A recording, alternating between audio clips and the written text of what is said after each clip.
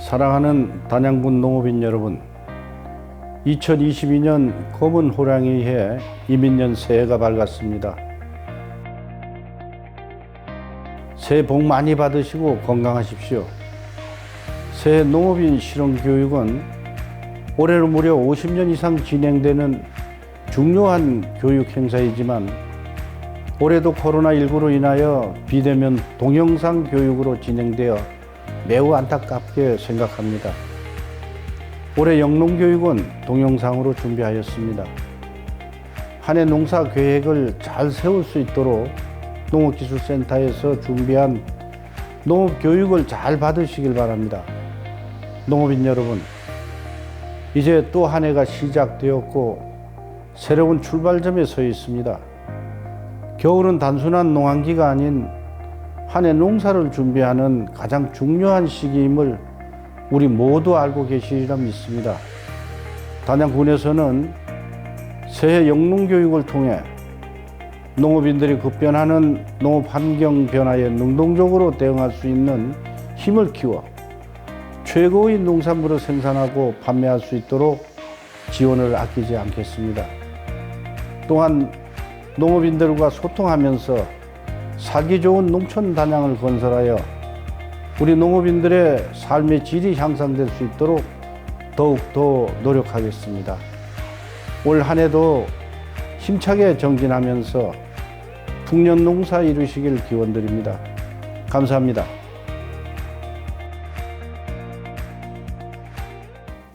안녕하세요. 단양군 농업기술센터 소득장목팀 문정혜입니다. 작년에도 이렇게 비대면 영상으로 인사를 드렸었는데요. 올해도 코로나 상황으로 인해 비대면으로 찾아뵙게 되었습니다. 제가 준비한 교육 내용은 되도록이면 우리 관내 고추밭에서 발생했던 사례를 모아서 만든 자료입니다.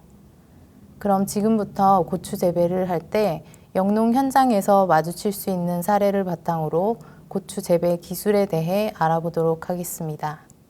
교육 순서는 다음과 같습니다. 먼저 2021년도 고추 재배 동향에 대해 알아보도록 하겠습니다. 2021년도 전국 건고추 재배 동향인데요. 올해 고추 농사는 어떠셨나요? 2020년도에는 장마가 너무 길어서 고추 농사를 짓기 힘든 한 해였는데요. 올해는 그렇지 않았던 것 같습니다.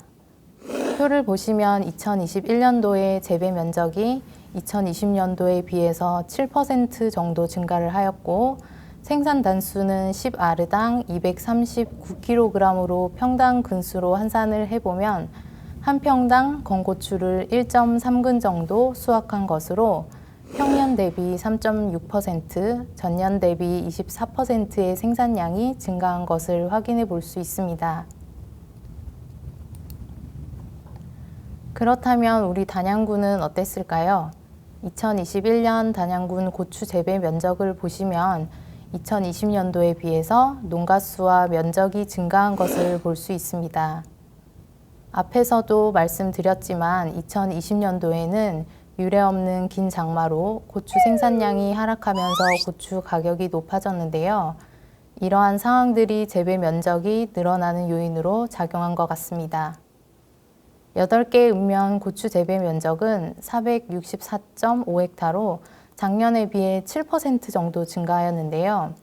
전국적으로도 재배 면적이 전년 대비 7% 정도 증가한 비슷한 상황입니다. 다음으로 2022년도 전국 고추 재배 의향 면적인데요. 2022년 재배 면적은 전년도에 비해서 6.7%에서 8.7% 정도 감소될 것으로 예상됩니다. 다음은 생산량입니다. 농업기술센터에서는 매년 5농가를 선정해서 생육조사를 실시하고 있는데요. 이 데이터를 통해서 대략적으로 우리 관내의 생산량을 추정해 보시면 될 것 같습니다.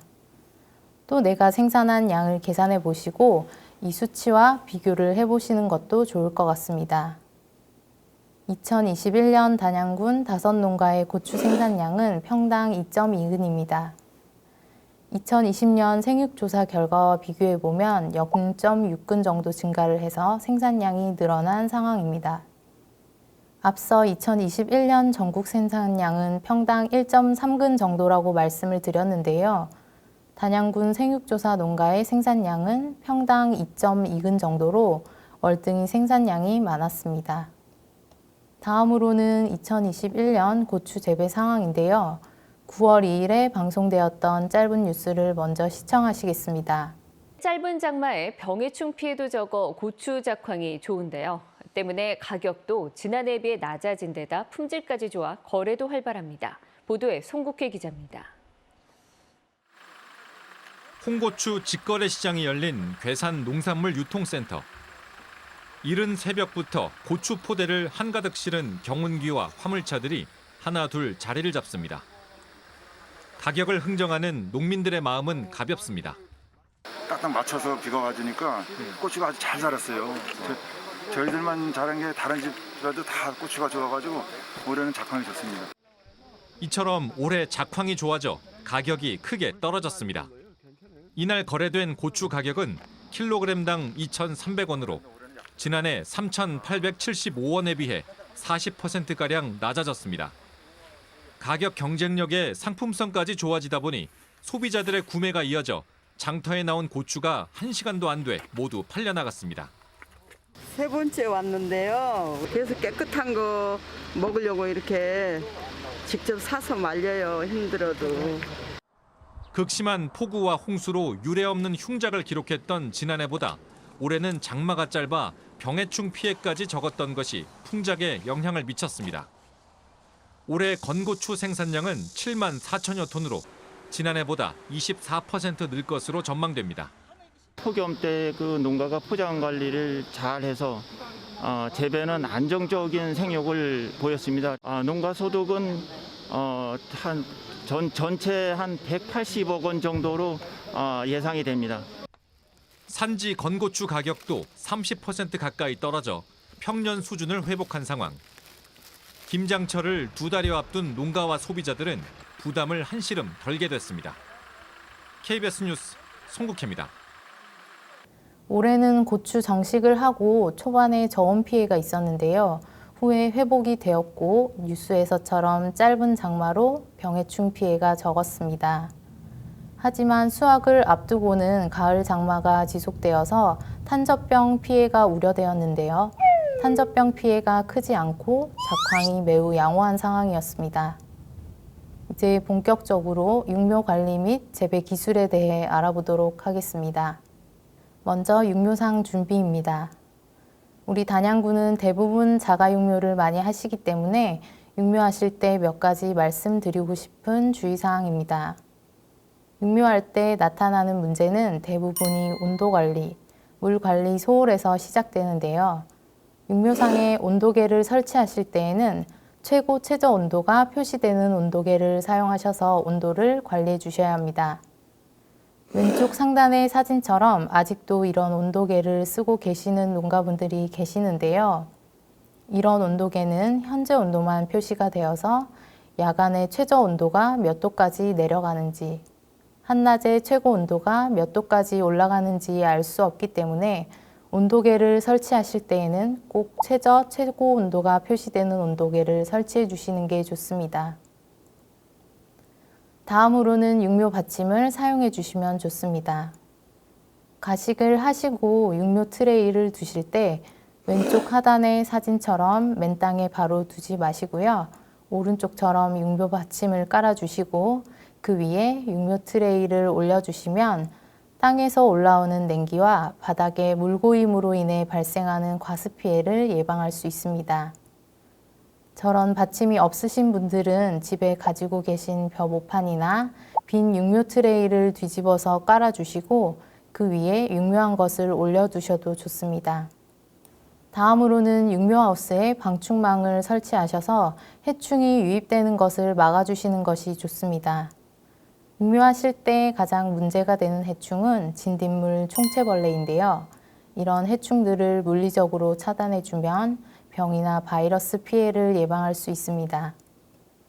마지막으로는 하우스 내부와 외부 잡초를 제거하고 청결하게 유지해 주셔야 합니다. 왼쪽 하단에 있는 사진은 매포읍의 한 육묘 하우스인데요. 보시면 왼쪽은 고추묘인데 오른쪽은 전부 잡초입니다. 이 잡초들이 바이러스의 중간 기주 식물이 되거나 해충이 월동을 할 수 있도록 월동처를 제공하기 때문에 하우스 내부와 외부에는 제초 작업을 꼭 해주시고 하우스를 청결하게 유지해 주셔야 합니다. 다음은 육묘 관리입니다. 온도 관리는 파종 후 3, 4일 정도 뿌리가 나오고 싹이 올라오는 시기에는 낮 온도 28도에서 30도, 밤 온도 25도 정도를 유지해 주셔야 합니다. 발화가 된 것을 확인한 후부터는 낮 온도 22도에서 30도, 밤 온도 16에서 20도 정도를 유지하면서 온도를 차츰 낮춰주어 육묘상의 고추가 웃자라지 않도록 해야 합니다. 물주기 작업은 온상 내의 온도가 충분히 올라갔을 때, 즉 오전 10시에서 12시경쯤에 20도 정도의 미지근한 물로 관수 작업을 해주시면 좋습니다. 옮겨 심기를 할 때는 언제가 적기일까요? 사진 속에 가운데의 묘 크기 정도로 본잎이 1.5매에서 2매 정도 되었을 때 맑고 따뜻한 날 옮겨 심으면 되겠습니다. 옮겨 심은 직후 3에서 4일 동안은 낮 온도를 27에서 28도, 밤 온도를 24에서 25도 정도로 살짝 따뜻하게 관리를 해주시고 이후부터 활착이 완전히 완료되면 낮 28도 정도, 밤 12도에서 15도 정도로 관리해 주시면 되겠습니다. 다음은 육묘상 온도 피해 사례입니다. 앞에서도 말씀을 드렸지만 육묘하실 때 묘가 탈이 나는 이유는 첫 번째로 온도가 너무 높거나 낮게 관리되거나, 두 번째로 물 관리가 너무 습하게 되거나 건조하거나, 세 번째로는 비료를 너무 과하게 주셔서 탈이 나는 게 대부분입니다. 육묘상에서 나오는 병해충은 몇 가지가 없고 대부분이 이 세 가지 중에 한두 가지의 원인으로 탈이 나는 경우가 많이 있습니다. 사진은 농가분이 하루 외출을 하셨다가 돌아오신 다음날 묘가 이상해서 전화를 주셨는데요. 고온 피해를 받아서 묘가 굉장히 웃자라 있고 색깔도 누런색으로 변해 있는 상황이었습니다. 고온 피해를 심하게 받으면 잎이 쪄지면서 물러지고 탄 것처럼 변하는 경우도 있는데요. 약하게 피해를 받은 상황이었습니다. 외출을 하시면서 하루 종일 보온 덮개와 속비닐을 덮어 놓으신 게 원인이 되었는데요. 현장에 나갔을 때에도 하우스 내부가 굉장히 덥고 습했는데 실내 온도가 41도까지 올라간 상황이었습니다. 한낮 온도가 너무 고온이 되지 않게 28도 이하가 되도록 환기를 잘 시켜주셔야 합니다. 이곳은 묘가 자라는 게 부실하다고 연락을 받고 현장에 나갔었습니다. 현장에 가보니까 묘가 굉장히 웃자라 있는 상황이었습니다. 보시면 온도계는 최고 최저 온도가 표시되는 온도계를 잘 사용하고 계셨는데요. 문제점이 온도계를 보시면 최고 온도가 38.3도까지 올라가고 최저 온도가 10.5도까지 내려간 상태인데요. 육묘기 적정 온도는 최고 온도가 28도 이하로 최저 온도가 12도에서 15도 정도가 되도록 관리를 해주셔야 하는데요. 전체적으로 온도 관리가 전혀 안 되고 있는 상황이었습니다. 첫 방문 이후로 2주 정도 후에 두 번째 방문을 하였는데요. 이때도 보시면 잎이 누렇고 말려있는 증상을 볼 수 있었습니다. 저온에서 관리가 되면 이렇게 잎이 말리는 증상이 나오게 됩니다. 오른쪽도 상토가 있는 부분을 보시면 청태가 껴서 녹색으로 되어 있는 모습을 보실 수 있습니다. 이게 무엇을 의미하냐면 굉장히 과습하고 영양 과다로 관리가 되고 있다는 것입니다. 과습할 때 어떤 문제가 발생하게 되냐면 뿌리가 활착이 잘 안 돼서 호흡이 안 되고 상토에 있는 양분기도 흡수를 못해서 생육이 부진할 수밖에 없습니다. 이런 상태에서 계속 영양제를 주시는 것은 의미가 없고 오히려 식물에게 좋지 않은데요. 매일 습관적으로 물과 영양제를 과하게 주시지 마시고 오전에 한 번, 상토가 흠뻑 젖을 정도로 물을 주셨다가 오후에는 상토가 살짝 마르는 듯하게 관리를 해주시면 좋습니다. 이곳은 농가분께 주 야간 온도 관리를 철저하게 해주시고 너무 과습하지 않게 관리하며 생육이 부진하다 싶으시면 요소 0.2% 액이나 복합 영양제, 클로렐라 등을 적정량만 사용하실 것을 지도하였습니다. 그래서 나중에는 묘가 이렇게 정상적으로 생육을 해서 정식을 하시는 데에는 문제가 없었습니다. 이 사진은 3월 25일에 고추 묘가 이상하다고 연락을 주셔서 현장에서 나가서 찍은 사진인데요. 신초 부분이 색이 누렇고 잎 중간중간에 탄 듯한 증상이 있었습니다. 증상만 보시면 바이러스나 충피해, 약해피해라고 생각하실 수도 있으신데요. 이것은 고온피해의 사례입니다.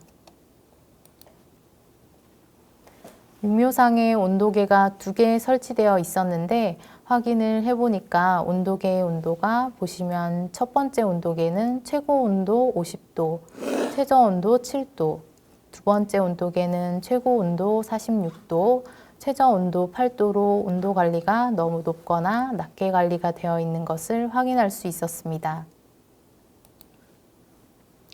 이런 상태에서는 영양제 같은 것들을 사용해서 회복을 시키려고 하지 마시고요. 5일에서 7일 정도 온상 내의 온습도를 적절하게 관리해서 회복이 되는 것을 먼저 확인하시는 게 더 중요합니다. 그래서 이곳은 온도 관리를 좀 철저하게 해달라고 요청을 드렸고요. 추후에 4월 7일쯤에 방문을 했을 때에는 하엽 쪽에 피해 흔적은 남아 있었지만 새로 올라오는 잎들은 정상적으로 생육하고 있는 모습을 확인할 수 있었습니다.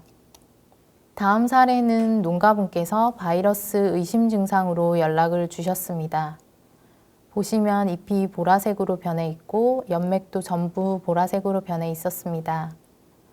또 오른쪽 사진의 원 안에 있는 잎을 보시면 잎이 말려있는 증상을 보실 수 있는데요. 이 증상들은 고추가 장시간 저온을 겪었을 때 나타나는 전형적인 저온 피해 증상입니다. 고추가 저온에 장시간 노출되면서 고추 안에 있는 인산질이 이용되지 않고 축적되면서 보라색, 자주색 무늬로 나타나게 되는데요. 해결 방법은 간단합니다. 온도만 낮지 않게 관리를 해주시면 증상은 없어집니다. 왜냐하면 축적되었던 게 다시 식물체 안에서 이용이 되면서 증상은 자연스럽게 없어지게 됩니다. 고추 육묘는 시기가 2월에서 4월로 외부 온도가 아주 쌀쌀할 때 하기 때문에 저온 피해를 특히 많이 받게 되는데요. 사진은 적성면의 한 농가분의 육묘하우스입니다.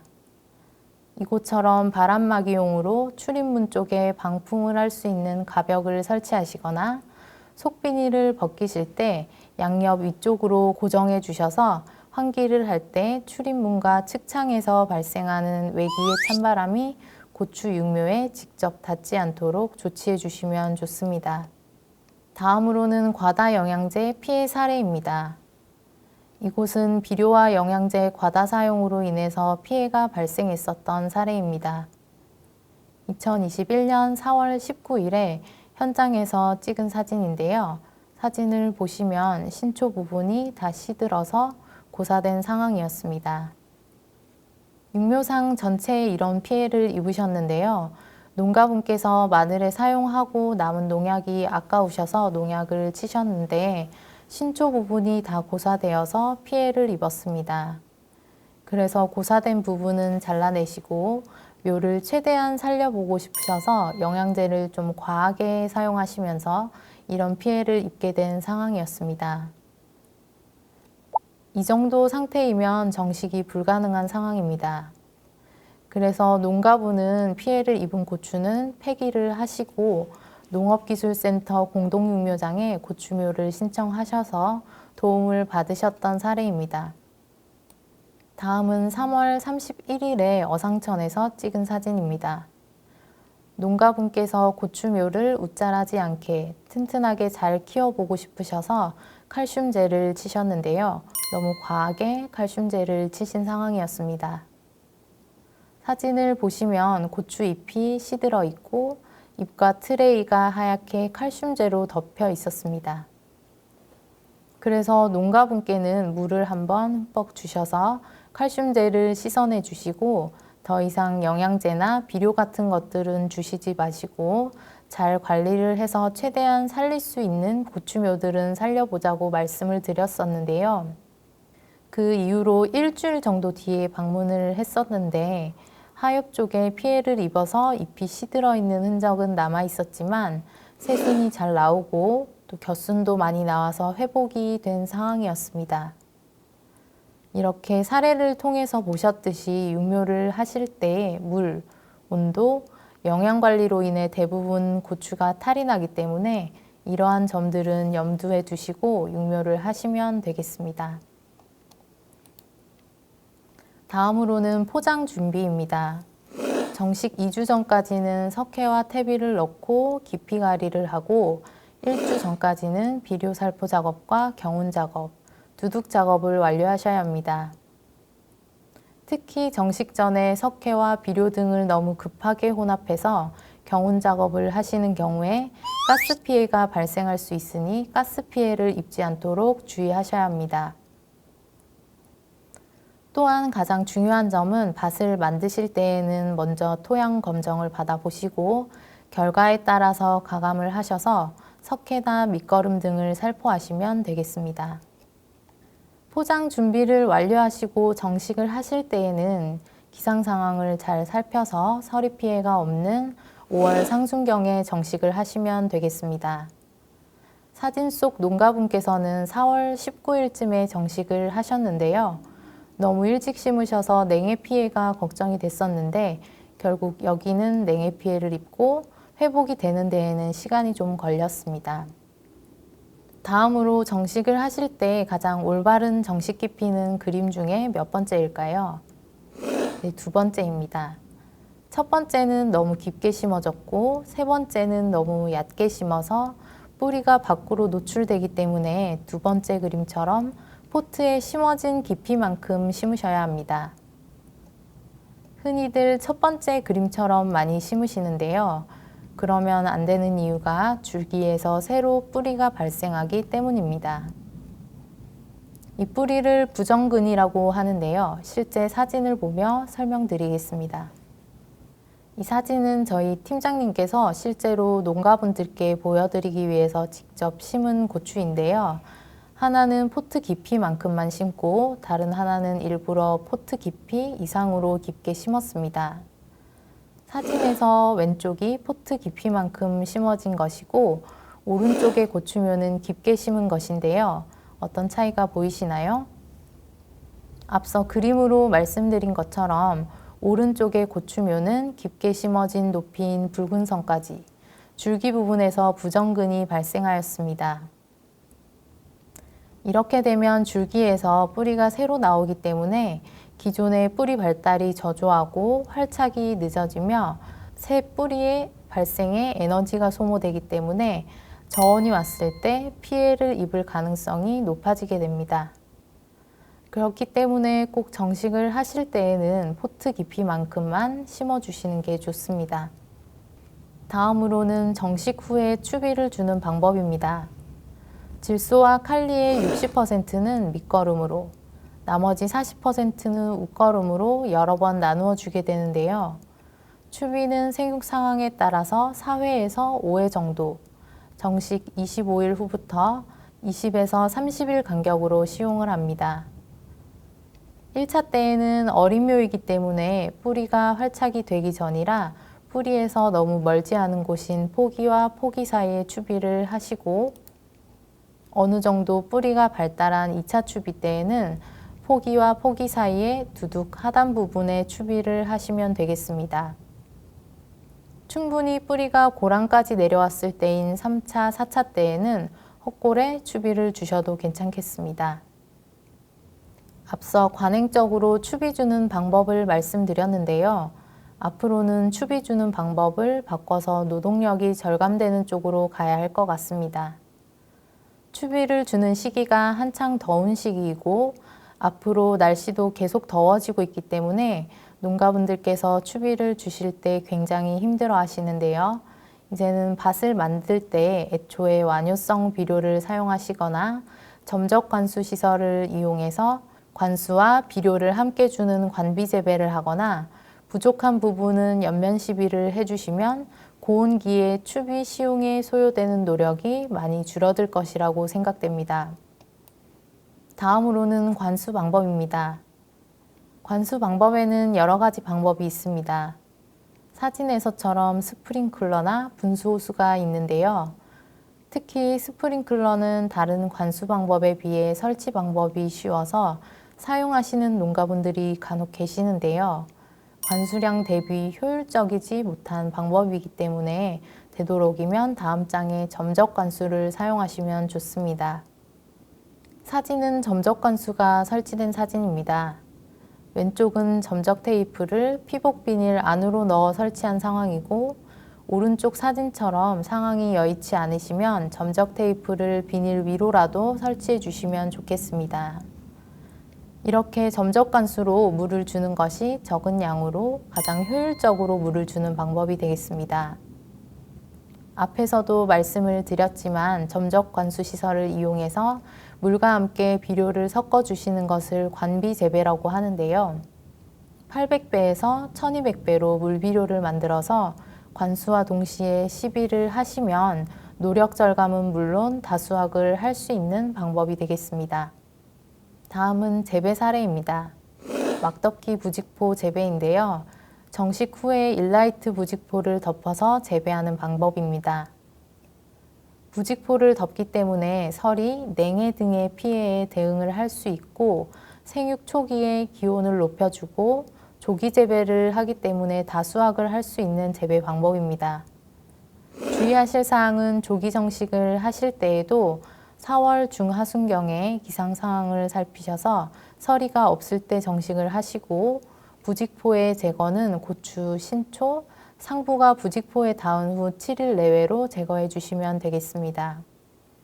또 부직포를 덮기 전에 진딧물, 총채벌레 등의 살충제를 처리하시고 점적 관수 시설을 함께 설치하여 주시면 좋겠습니다. 다음은 다분지 재배 사례입니다. 육묘기 중 본엽이 6매에서 8매 전후일 때나 정식 약 한 달 전후에 적심을 하셔서 분지수를 증가시키는 방법인데요. 소규모의 면적에서도 충분히 다수확을 할 수 있는 재배 방법입니다. 주의하실 점은 고추가 많이 달리기 때문에 무게를 버틸 수 있는 Y자형 지주대나 기존에 사용하시는 지주대보다는 두꺼운 지주대를 이용해서 고추를 지지해 주시고 점적 관수 시설도 함께 설치하셔서 양분과 수분을 적기에 공급하여 주시면 되겠습니다. 다음은 병해충의 예방과 방제입니다. 곰팡이에 의한 병, 세균에 의한 병, 바이러스, 고추에 잘 발생하는 해충, 기타 생리장애 순서로 알아보도록 하겠습니다. 먼저 곰팡이에 의한 병 중에 가장 대표적인 탄저병입니다. 탄저병은 농가분들께서 병진과 방제 방법에 대해 잘 알고 계신 병입니다. 요즘은 탄저병 저항성 품종도 많이 나오고 있습니다. 간혹 잘못 알고 계신 분들이 계셔서 말씀드리는 건데요. 탄저병 저항성 품종을 심는다고 해서 약을 안 쳐도 된다고 생각하시는 분들이 계십니다. 절대 아니고요. 방제를 해주셔야 합니다. 병이 안 나오는 게 아니라 자연적인 병 발생을 한 달 정도 늦춰주고 병의 진전을 더디게 하는 거지 병이 안 오는 게 아니거든요.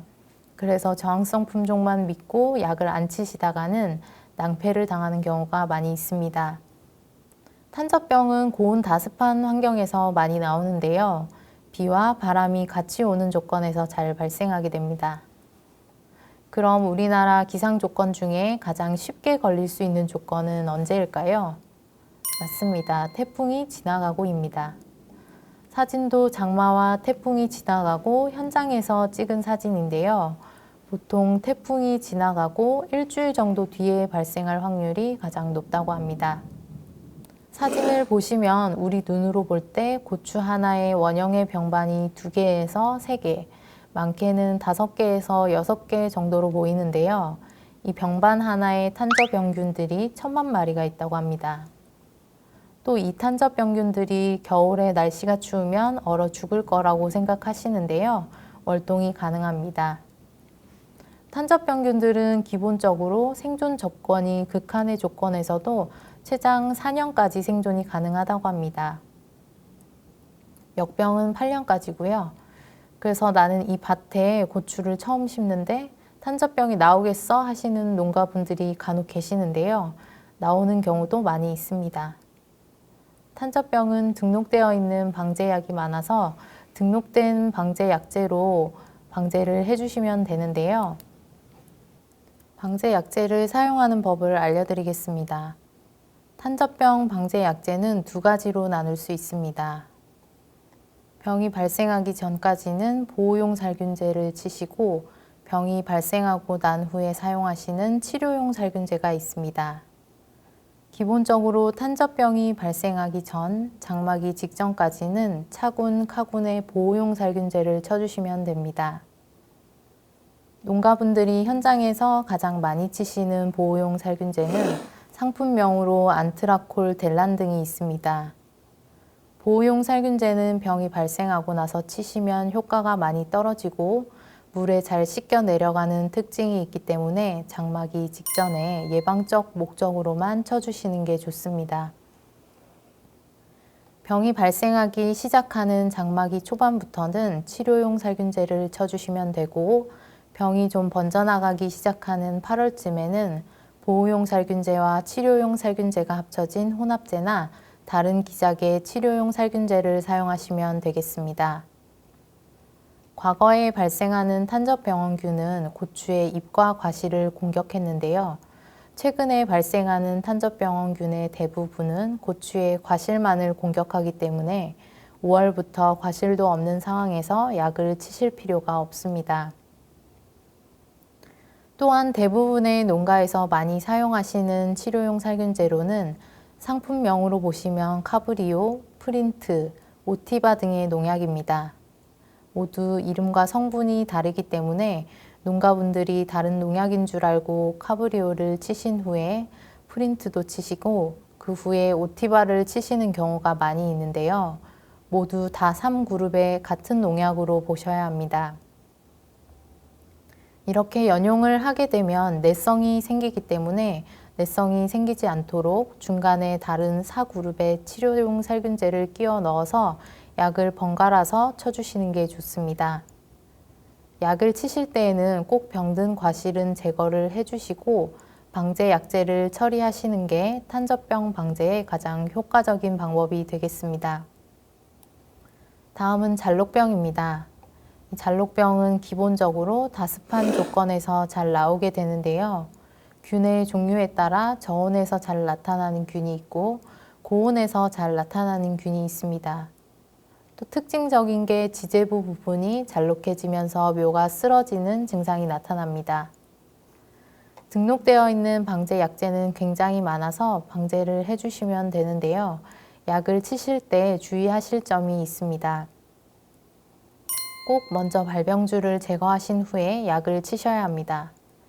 제거를 안 하시고 관리를 하시면 미세한 물방울에도 병이 금방 번져나가기 때문에 꼭 제거를 하시고 방제를 하셔야 합니다. 또 곰팡이균이 상토 내에 살기 때문에 약을 치실 때에도 오전에 약액이 상토를 흠뻑 적게 할 정도로 약을 치시고 오후에는 과습하지 않게 상토가 살짝 마르는 듯하게 관리를 해주시면 됩니다. 잿빛 곰팡이병입니다. 아까 잔록병은 지제부 부분이 잘록해진다고 말씀을 드렸는데요.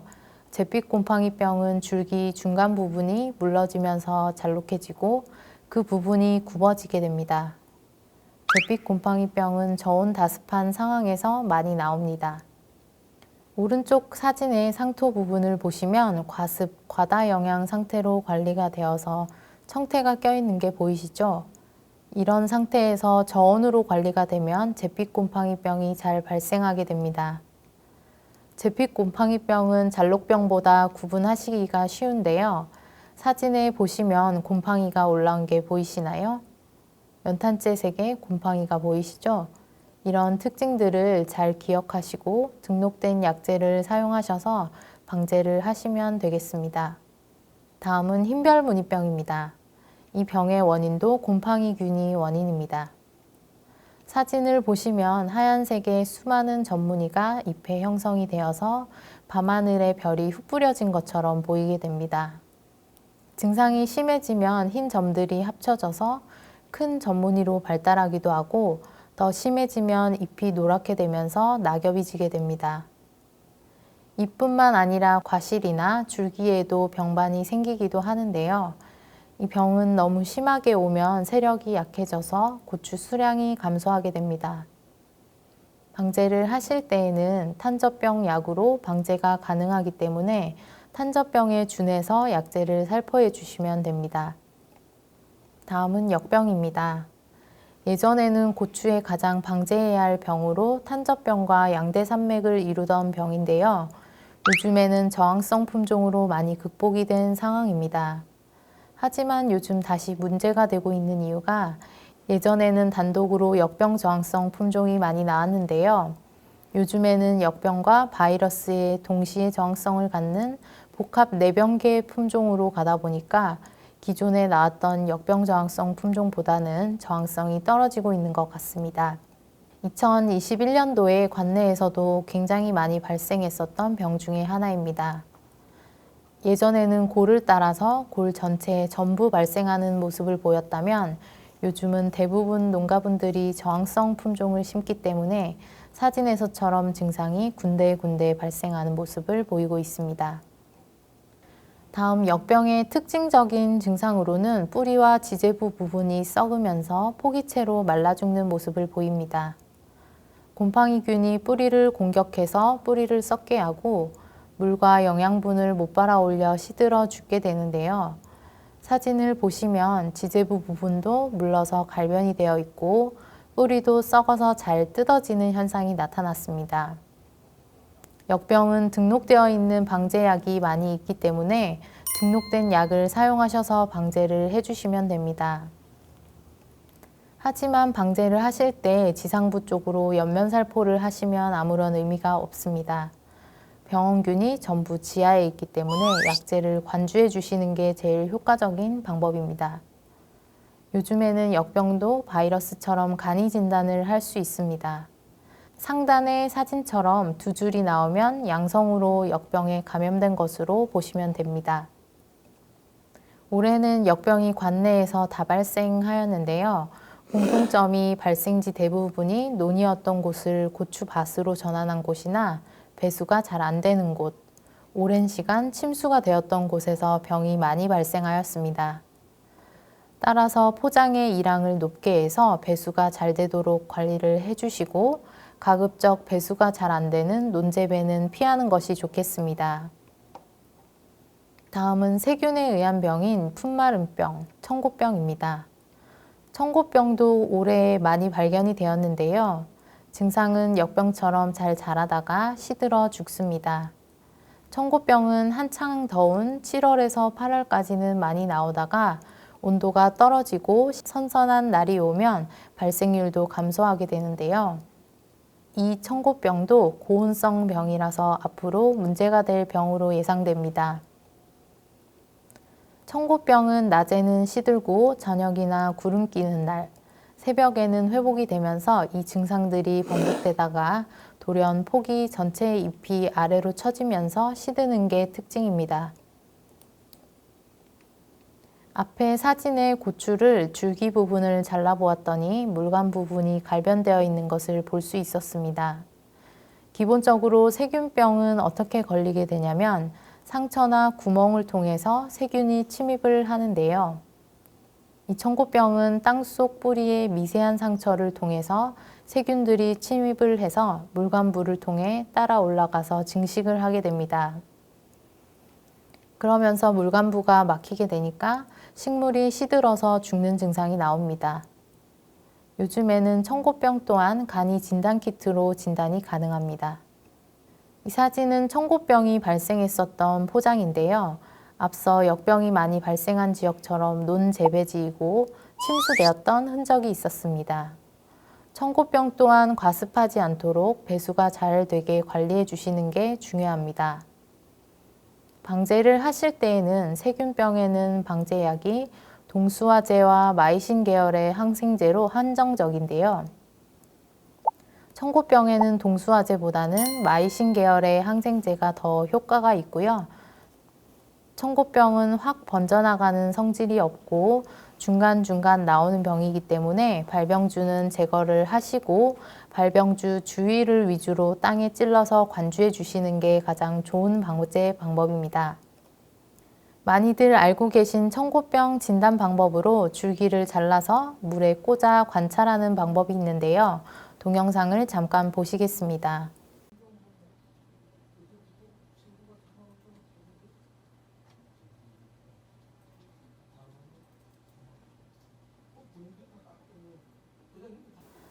고추의 줄기 부분을 잘라 물에 꽂았더니 우유 같은 액체가 떨어지는 것을 볼 수 있었는데요. 이 하얀 액체가 전부 세균입니다. 이렇게 세균이 흘러내리는 것을 눈으로 관찰할 수도 있지만 세균의 밀도가 낮을 때에는 안 흘러내리는 경우도 있으니 참고하시면 되겠습니다. 정리해보면 현장에서 청고병과 역병을 간이 진단하실 때에는 지제부나 뿌리 부분의 흙을 먼저 털어내 주시고요. 역병에 걸린 고추의 경우 지제부와 뿌리 부분이 썩어서 갈변된 증상이 있고 지제부를 손으로 문질렀을 때 잘 벗겨지고 뿌리도 잡아당겼을 때 쉽게 뜯어집니다. 반대로 지제부와 뿌리 부분이 깨끗하고 줄기를 잘라보았을 때 도관부가 갈변이 되어 있으면 청고병이라고 생각하시면 되겠습니다. 따라서 이런 방법들을 잘 기억하셨다가 해당 병해충 방제 약제를 적절하게 사용하셔서 방제하시면 되겠습니다. 다음은 바이러스입니다. 바이러스 중에 가장 흔한 오이 모자이크 바이러스입니다. 진딧물이 원인이 되어서 발생하는 바이러스입니다. 현장에서 보시면 다양한 증상으로 나타나는데요. 사진을 보시면 빨간 원 안에 가지 부분이 다 꽃이 있었던 자리였습니다. 달려 있었던 꽃들이 손만 대도 우르르 떨어지는 증상이 발생하였고 줄기가 괴사하는 증상들도 나타나게 됩니다. 잎과 과실에서도 기형적인 증상이 나타납니다. 바이러스는 방제 약제는 없으며 기본적으로 감염주를 포기체로 제거해 주시고 평소 진딧물 방제에 신경 써 주시면 됩니다. 또 생육이 부진하다 싶으시면 요소 0.2% 액을 살포해 주시면 되겠습니다. 다음은 토마토 반점 시드름 바이러스, 칼라병입니다. 최근에는 심각성을 아시고 총체벌레 방제도 잘 해주시고 또 저항성 품종을 많이 심으셔서 그런지 2021년도에는 관내 발생이 많지 않았습니다. 칼라병은 생육 시기별로 다른 증상을 보이는데요. 육묘상에서는 3가지 정도를 기억하시면 되겠습니다. 첫 번째로 약간 누런색으로 색이 빠져 있는지, 두 번째로 잎이 말려 들어가는지, 마지막으로 궤저 증상을 보이는지를 확인하시면 되겠습니다. 칼라병이 나왔을 경우에는 비닐하우스 안에서는 노지에서보다 확산이 굉장히 빠르게 되기 때문에 제거를 바로바로 해주시고 평소에 총체벌레 방제에 신경 쓰셔서 칼라병을 예방해 주는 방법이 방제에 가장 좋은 방법이 되겠습니다. 고추 밭에 정식을 하고 나서 나오는 증상은 사진과 같습니다. 신초 부분이 전체적으로 색이 빠져서 누렇게 변하고 고사되는 모습을 보입니다. 잎이나 과경 같은 곳에도 전부 괴사 흔적이 보이기도 합니다. 잎과 과실에 이렇게 기형적인 증상이 나타나게 됩니다. 이 증상은 대표적인 칼라병 증상인데요.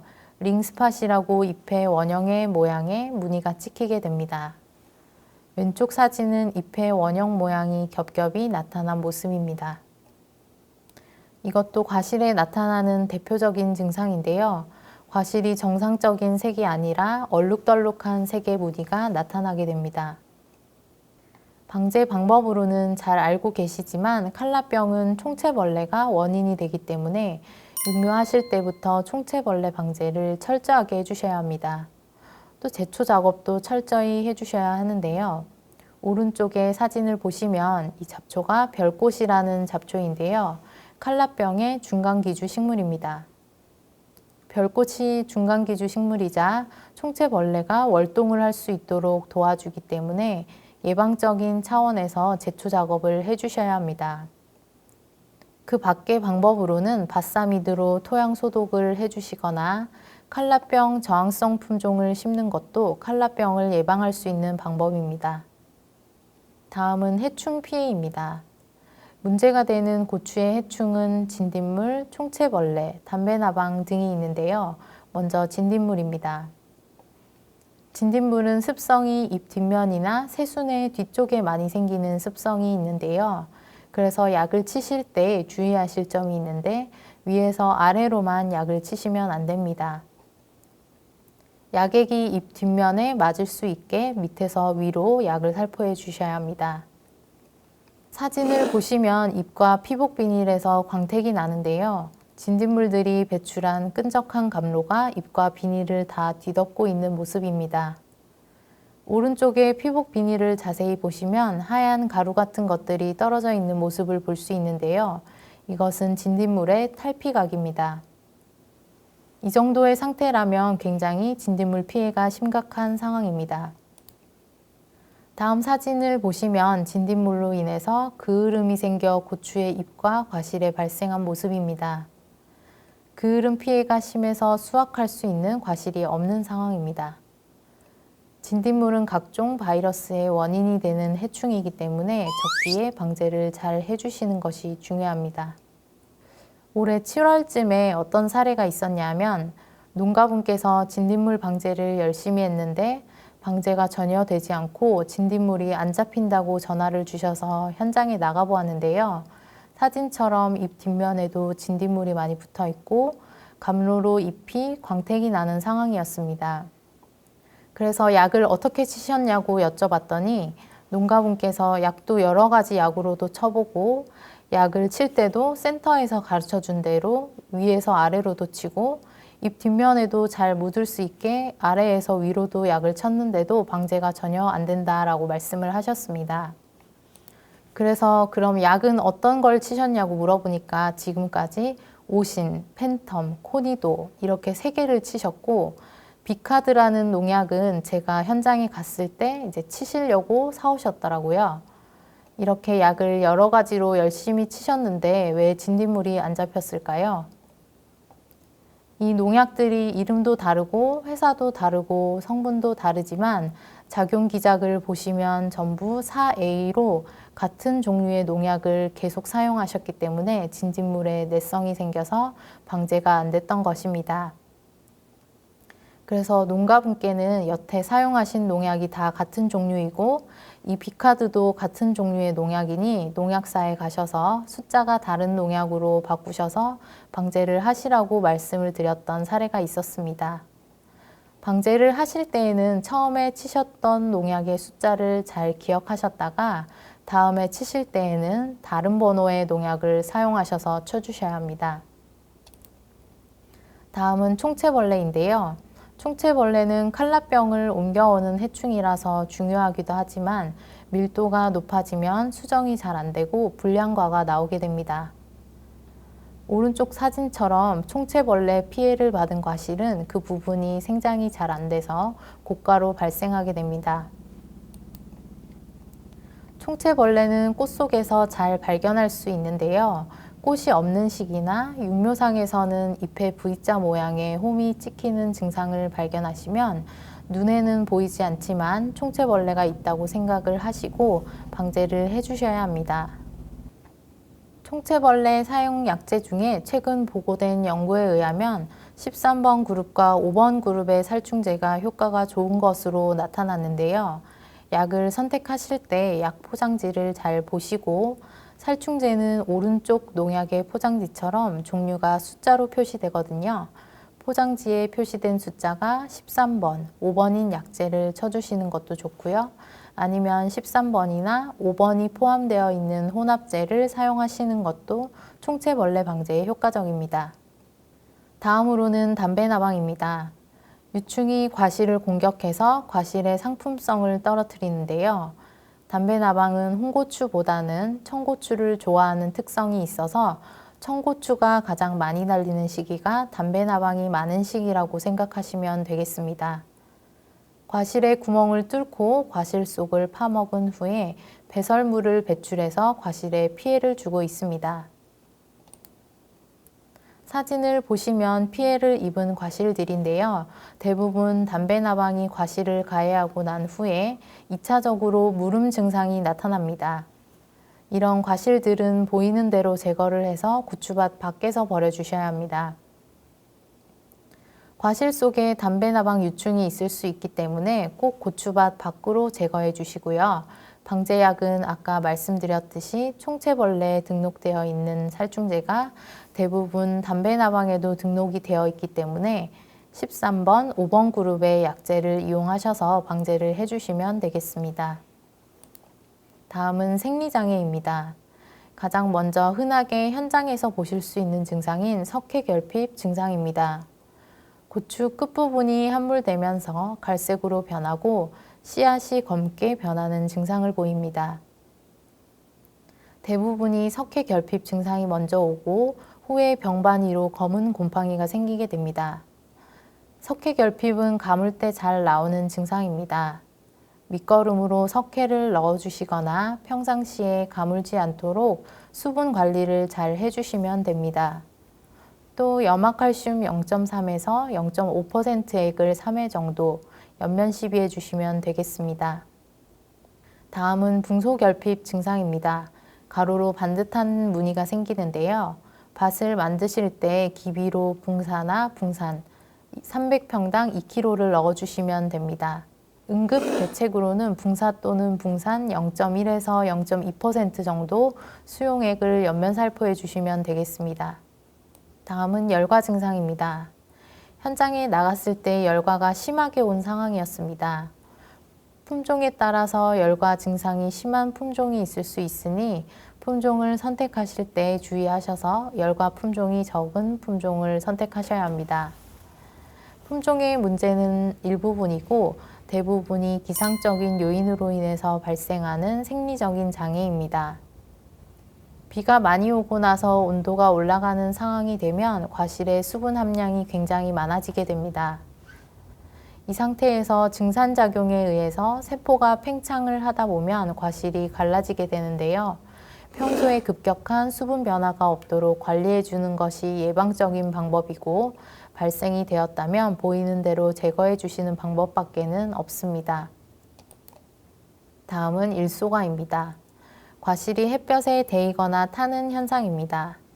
일소과도 기상적인 요인에 의해서 발생하는 장애로 발견되는 대로 제거를 해주시고 평상시 수분이나 양분 관리에 신경 써주시면 되겠습니다. 이 현상은 관내에서도 종종 나오는 현상인데요. 적고 현상입니다. 요즘 역병 저항성 품종을 많이 심으시는데요. 역병 저항성 품종을 만들 때 해외에서 역병에 강한 품종의 소스를 가져와서 육종을 해서 만들어지게 되는데요. 이게 특징적인 것이 고온다습한 조건에서 잎의 무늬가 생기는 특성을 가지고 있습니다. 농가분들이 간혹 바이러스로 아시고 전화를 주시는 분들이 계신데요. 바이러스가 아니라 일종의 생리장애라고 보시면 됩니다. 언제 가장 많이 나오냐면 장마가 끝나고 7월 중순에서 8월 중순까지 혹서기에 많이 나오게 됩니다. 혹서기가 지나고 날씨가 선선해지면 자연스럽게 사라지는 현상입니다. 증상이 어린 잎에서는 잘 안 나오고 성엽 위주로 발생을 하며 시간이 지나면 없어지는데요. 오른쪽 사진처럼 심하게 오면 노랗게 되면서 낙엽이 지는 경우가 생깁니다.